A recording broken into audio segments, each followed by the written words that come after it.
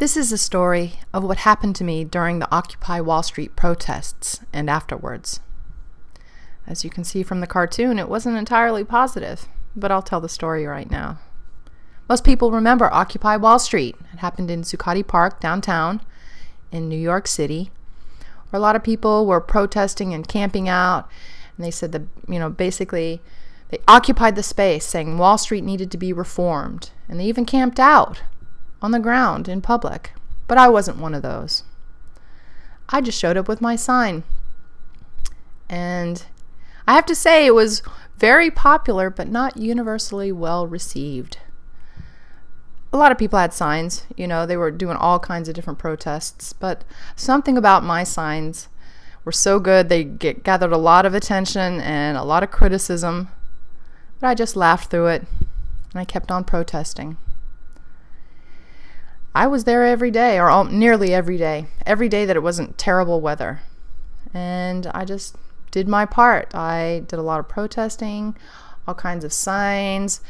I actually cleaned the streets when it needed to be done. They were threatening to evict Occupy because it was some kind of sanitary health hazard, but we were cleaning the streets, cleaning the sidewalks, and doing our best to keep the community nice and clean.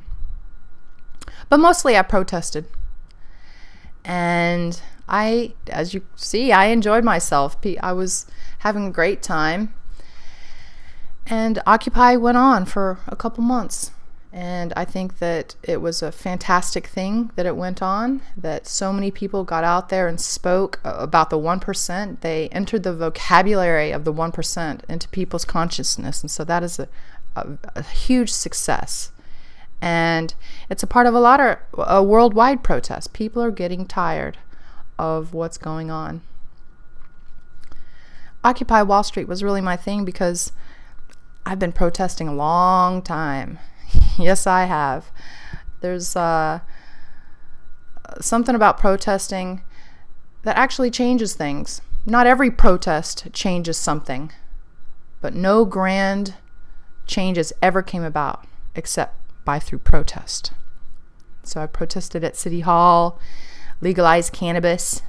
That's always been a big thing of mine. And I've always been quirky. I've always liked to dress in bright colors and just look interesting. But I'm a scientist as well, and I have a PhD in pharmacology, and I did a lot to work to legalize pot. I created a character called Medical Marijuana Barbie, and I went around meeting people and finding out about medical marijuana and acting sort of as a silly ambassador, or just a fun little act that was all about legalizing pot. It was basically just me dyeing my hair pink and going around having fun in different places. But once I dyed my hair pink, I said, "Hey, I really like the way I look with pink hair, and I'm comfortable with it. It's a good look for me." So I developed this into more and more of a character, and I guess this is the apex right here of Medical Marijuana Barbie. Hi, I'm Medical Marijuana Barbie. That was the entire act. I added some sex into it to spice it up, and I even did a nude where I stood on top of a bus stop completely nude. Well, it was art. There was nothing salacious about me getting nude, so I hope you don't hate me for my transgressions, my attitude, my funny way of going about things. But I can assure you that I'm a serious person. I really want to help make the world a better place. And a lot of what I do there's some serious underpinnings. I protested at the Malaysian embassy because they were executing people for marijuana. And it was just me, but at least I did it. I'm also against Republicans, specifically Sarah Palin, and I protested her several times, talking about the scandal involving her supposed son. But it's just basically, I'm for truth, and I'm just going to be me the whole time. And I've always kind of been this way. This is a picture of me in the 6th grade. So yeah, I've always had this crazy look. Always loved to have fun. This is me on the day of my college graduation. But really, Occupy Wall Street is what I'm all about. And Zuccotti Park itself has some special meaning to me because it was from Zuccotti Park that I first saw the World Trade Center after it was destroyed. And I love New York, always had, but I've always loved the World Trade Center. This is when I was 17. A picture of me in front of World Trade Center too. And thinking about 9/11 has really occupied a lot of my time. And in fact, the first sign I had at Occupy was Investigate 9/11, but it was so small that I turned to a much bigger and funnier sign. Just because if I'm going to be out there protesting, I'm going to be having a good time. I'm not going to be one of those grumps that starts shouting and blah, blah, blah. No, protesting is fun. I'm going to enjoy it.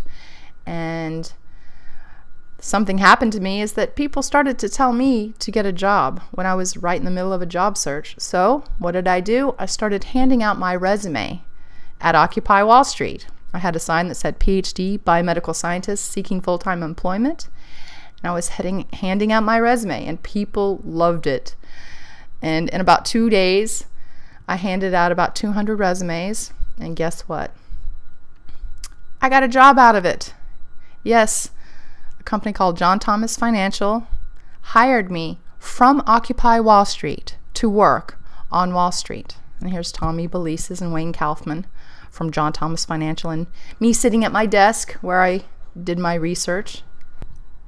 The New York Post did a story on me. She's occupied. OWS girl hired on Wall Street. Which, that started a lot of things. That story went round the world. It was so popular. Everyone wanted me on their show. It was on Inside Edition. I can't even remember all the shows we were on. And it was a time period. It was fun. It was a funny story. Oh, come on. Protesting at Occupy Wall Street and then get a job on Wall Street. And of course, I could pass for someone who looked like they might work on Wall Street. But in reality, I'm a protester. I'm a snarky little cause scandals, make fun, go to pot parties type of person. And